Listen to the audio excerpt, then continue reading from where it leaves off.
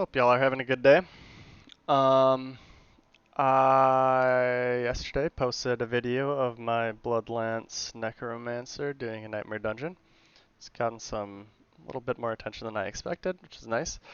And it's gotten some good feedback. It's also gotten a little bit of confusion and some questions. So I'm just gonna go over everything in a little bit more detail here, show kind of the idea behind the build, and talk a little bit about it.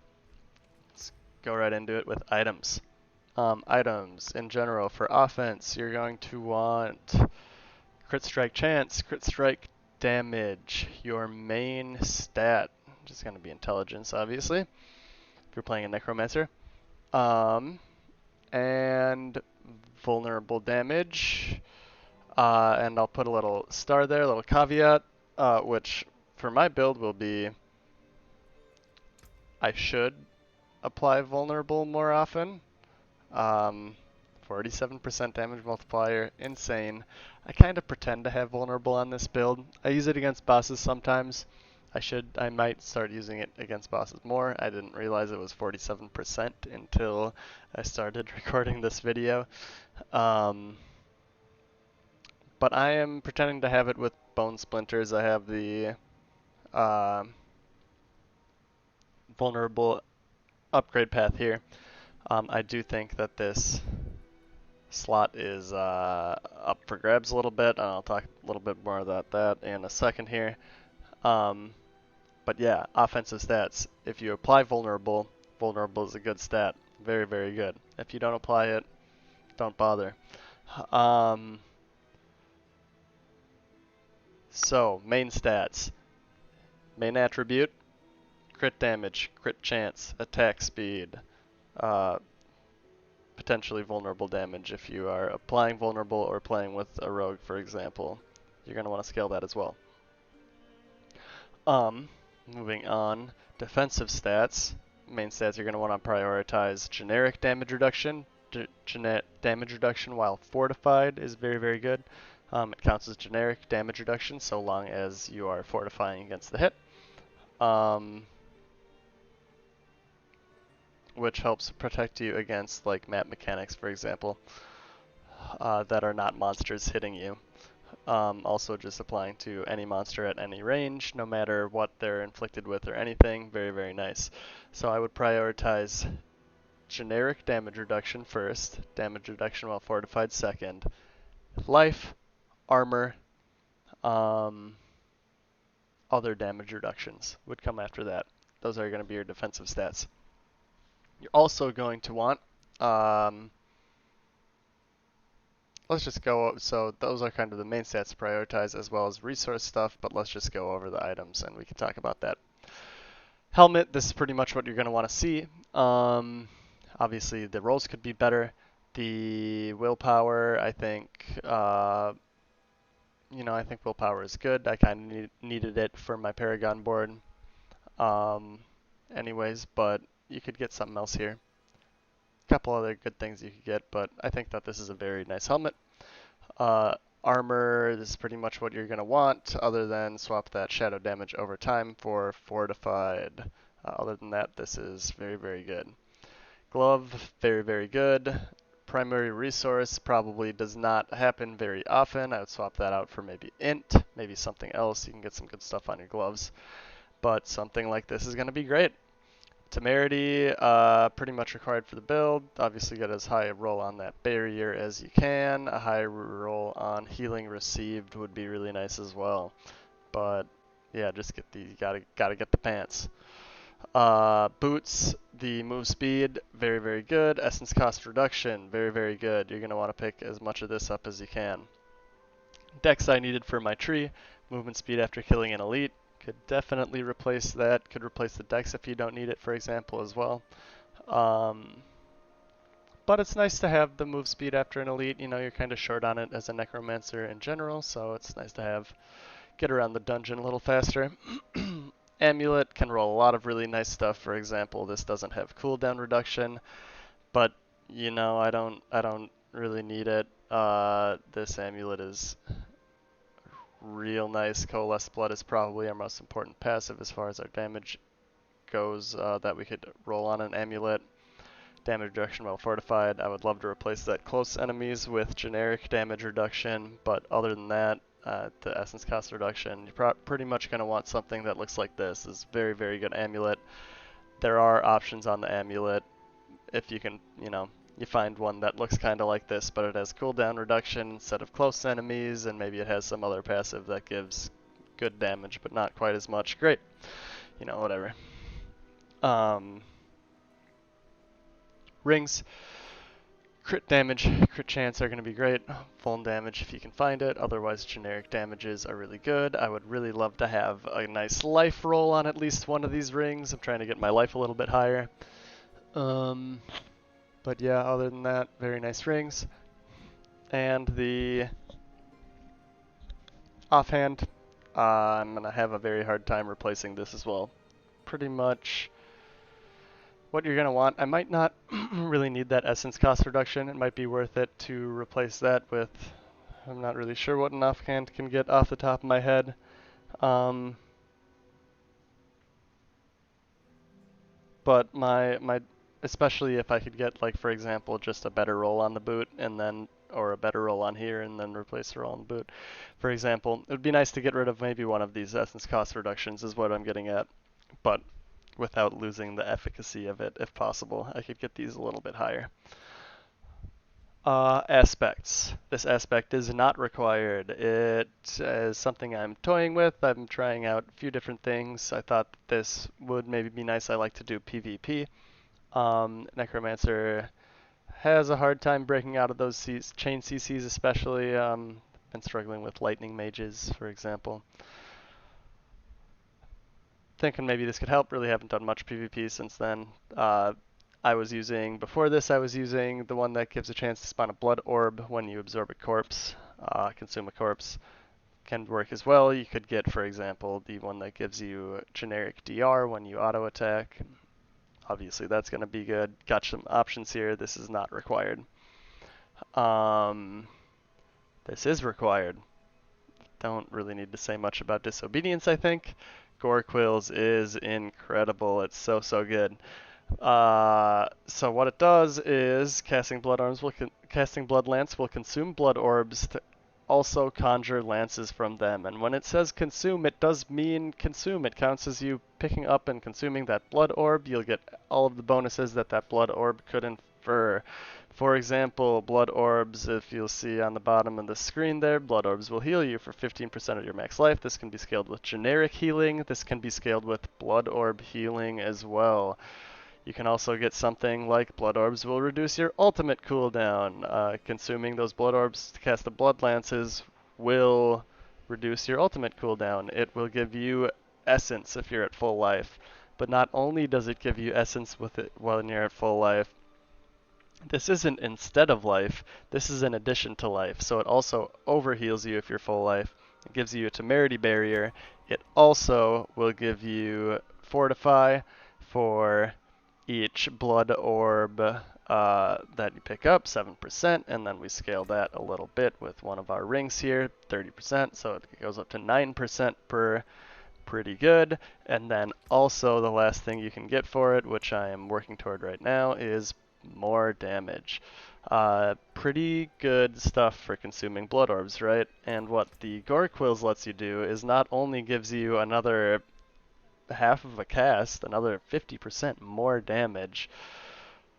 And another note I'll mention on that in a moment, 50% up to 50% more damage per blood orb or an additional enemy hit, for example. But it consumes all those as well in quite a good area around you, like the whole screen pretty much. So this tops off our health, tops off our energy, tops off our shields, tops off our fortify all the time. In addition to dealing just boatloads of damage. Very, very good. The other note I want to say about this is obviously doing all of those other effects. Very, very nice for overpower. It also lets you apply your lances to more enemies in an area around you, right? For example, you throw an enemy straight in front of you, throw a lance straight in front of you, and maybe it will conjure a blood lance to shoot an enemy behind you, and then, uh, when in our case we're using barber, so when they explode, they'll both explode. But in other cases, it would be that, um, you can attack one and it'll hit them both. In front and behind you. So it's really nice for that, for Overpower, but I don't think I played Overpower until like level 65 or so, and I don't think that these overpower, even if you cast overpowers, I don't think they do. They might have that base 3% chance, but it didn't really seem like I was getting crazy big overpower explosions, at least not that I noticed. I hope I'm wrong about that. Even if that's not the case, I think that crit probably outshines overpower. I'm not gonna make any concrete claims until, we see how they each perform at the end game, but this is completely optional. Like I said, I like to do PvP. Very good there. It also, can have some PvE implications. The increased crowd control duration is very nice. Also, sometimes elites do theoretically go unstoppable. I don't really tend to see that very often. Uh, but yeah, you could definitely pick up like some move speed here or something. Um, Absolutely mandatory. Absolutely mandatory. Um, yeah, I mean, it pretty much speaks for itself. 50% more damage again, or applying more blood spears again. This one I do think doubles your overpower. If you overpower and then this also hits them, I think it deals another full overpower damage, effectively doubling your single target DPS. But when your max overpowers are hitting as high as, my average crits, uh, maybe I'm wrong. Maybe I'm wrong. Maybe overpower is good. But for crit build, this is 50% more damage on every attack. Uh, is there a D&D mode? Absolutely mandatory. Uh, gives you base crit chance, gives you crit strike damage. I definitely recommend putting this on the amulet for the crit strike damage. I will be capping my crit strike chance very soon. I don't know if it'll be without the help of getting an upgrade on this. Getting a max roll on this would cap me. But if you can cap without it, would it be worth to put something else on here? I'm not really sure. I think that the critical strike damage is probably just so good that it's not, but something like this, for example, could be worth looking into. So good, keeps us topped off on essence all the time. This one is this is mandatory. Definitely go for a high roll. The low roll can do the trick, but this is not really necessarily mandatory. I think that Bone Storm is crazy good, and you can definitely against like big packs, you can have it up all the time, or against, like in events, for example, you can have it up 100% with this, which is really good. But you could use Accelerating Aspect, for example. I'm sure there's other good options here. And then this is just so good. So good. This is what, when I was level 65 and I was, just looking around and kind of thinking about things. I don't think that this increases overpower damage. I wasn't using it on my overpower build, but I had some sitting in my bank, right? 25% multiplier per lance enemy. I mean, you can easily lance 40 enemies. That's it's 1,000% multiplier. It's 1,000% multiplier. Like obviously, if you lance 40 enemies, they're probably all going to die instantly. It's not like you're actually going, with the barber, they're all going to explode, whatever. It's not like you're actually probably going to see an attack but hypothetically, let's say, right? Like, I don't know, you just have some crazy pack that is just huge, and you're playing content that's 50 levels above you, and uh, and they're all armored, and you can't get the frickin' guy that has the armor thing on him. It doesn't matter. Your damage is immense. Like you throw a couple lances into that pack, you got 40 guys. Like it doesn't matter. Um, yeah, and then as soon as you throw 1,000 times lance at the guy in front, he explodes from the barber. Everything explodes. It's great. Let's go over the barber quick. Go over the barber, go over the malignant hearts, but go over the barber, right? So the barber is crazy. It's so good with Bloodlance because you bunch things up as a map hacker necromancer. You bunch things up and then you pierce everything with Bloodlance. Everything is taking all of the hits. It's wonderful. It's crazy. You get crazy map clear with it. You get really insane single target bunched up damage. You can also run the 95% more damage heart. It doubles your single target damage. It's really good. You can, I mean, you're playing Bloodlance. You don't really need the barber to clear. It's nice for the big explosions. It's nice for like getting everything. It's nice for seeing big numbers, and it's nice for if you get a boss in a pack of enemies. In 1v1 single target, like truly 1v1 fighting Mother's Embrace map boss, the other one doubles your damage. This one gives you 14% per second over 3 seconds, 50% or so, 40-50% damage. Um, so yeah, I would say you can run both, give them both a shot. I need to collect more of them to kind of give them a fair comparison, but I mean the barber with the blood lance is incredible. You have map hacks, you have aimbot, and now you have 100% health exploding mod. This one is maybe more convenience, maybe actually really good. You don't need to cast Corpse Tendrils, but you can cast Corpse Tendrils, so you have those bonuses up, 100% uptime, right? Stay if you stagger them. And you can get the shadow damage for all sorts of effects in your skill tree and stuff. Go over in a sec.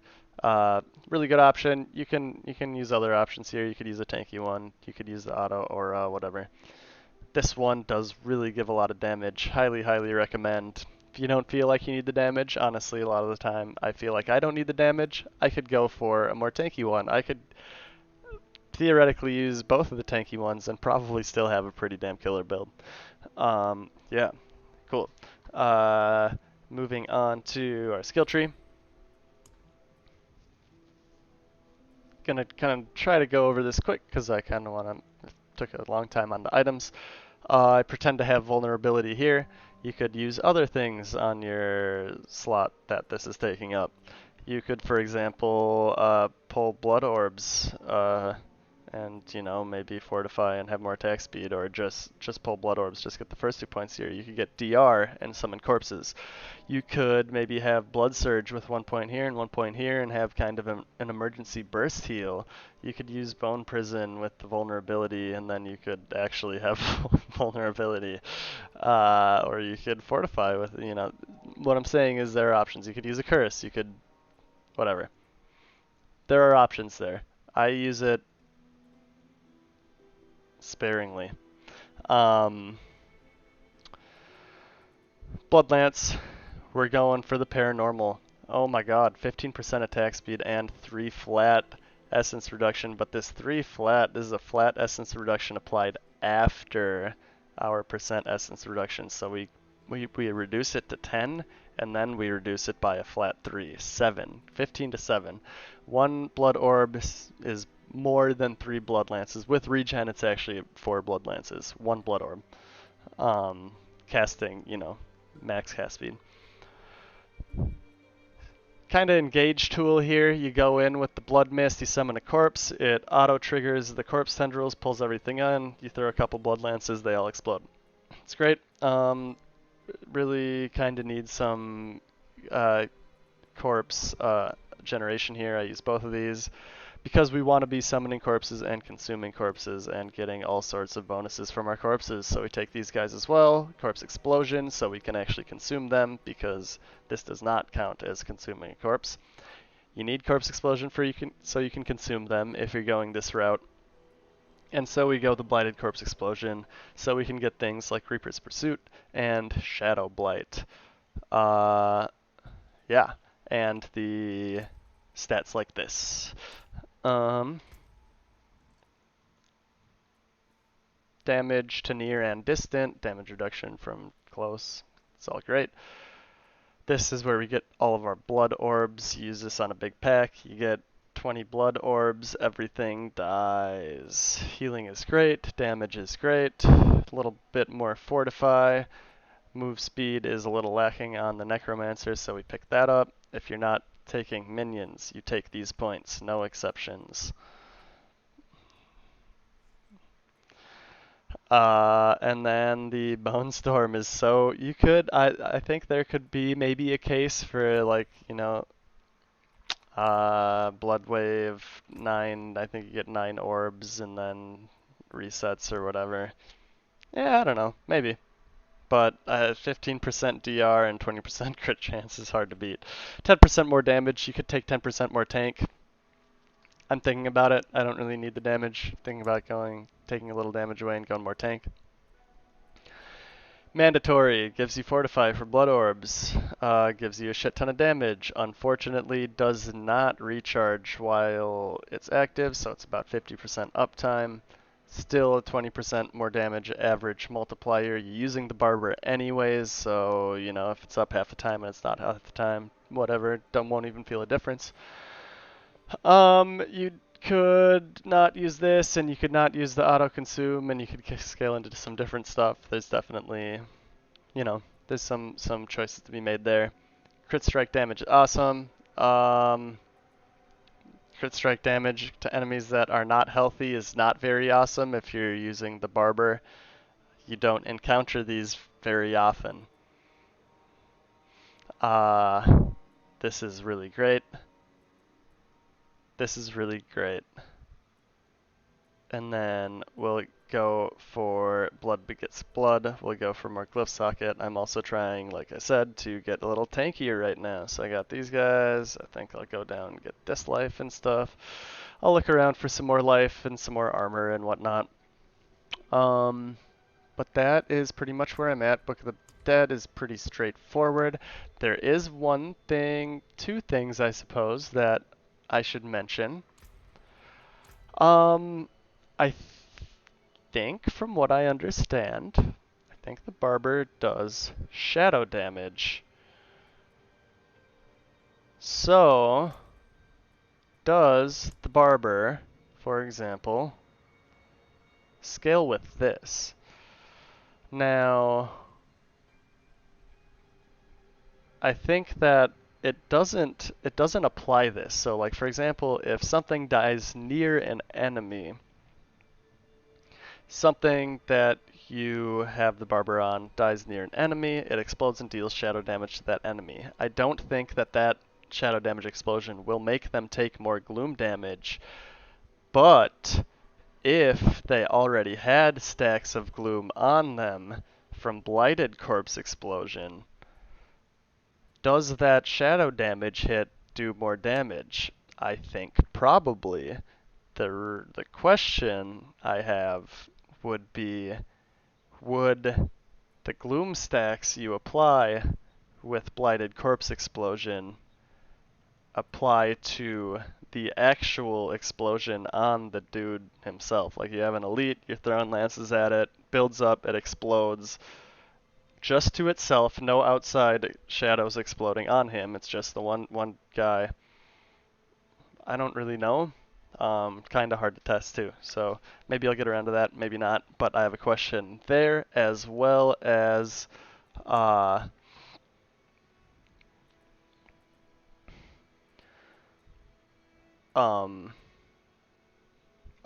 Book of the Dead. If this applies to Barber,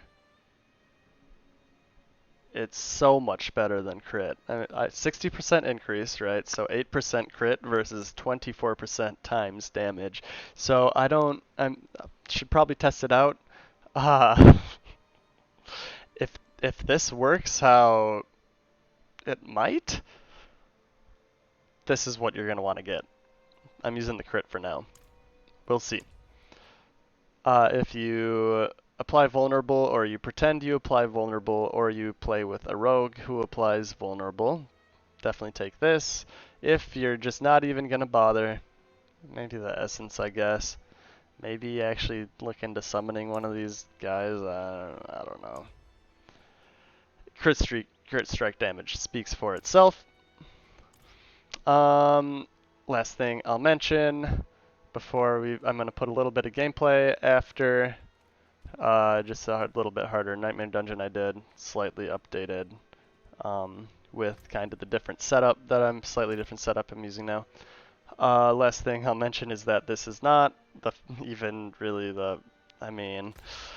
kind of embarrassing. I don't have any of the Paragon points. I really hate that. I hate Blizzard for making us do this. I really do. Same sentiment here. I think it's insane that there would be gameplay where you run around the map for a few hours staring at your other monitor following a guide to get your base stats. I mean, it's just required. It's just silly. It's silly. I know that I need to do it still. I'll get around to it. I have most of them, but I don't have all of them. So this build definitely has some room to grow. I'm still fiddling with the aspects and stuff as well, but yeah, kind of sad, especially the Paragon points. So like for example, you could have 20 more Paragon points, so you could have like probably both of these at this point. Yeah. Anyways, that's about all for that. Gonna put some gameplay as well if you want to check it out. It's a little bit harder of a Nightmare Dungeon. Starting to try to push the content a little bit, see where we're at. But even if you are not going to stay for that, thank you for watching, and I hope you like the build. I hope you are going to ditch Overpower and start playing the good Bloodlance. It's really good. I hope you check it out. Have fun.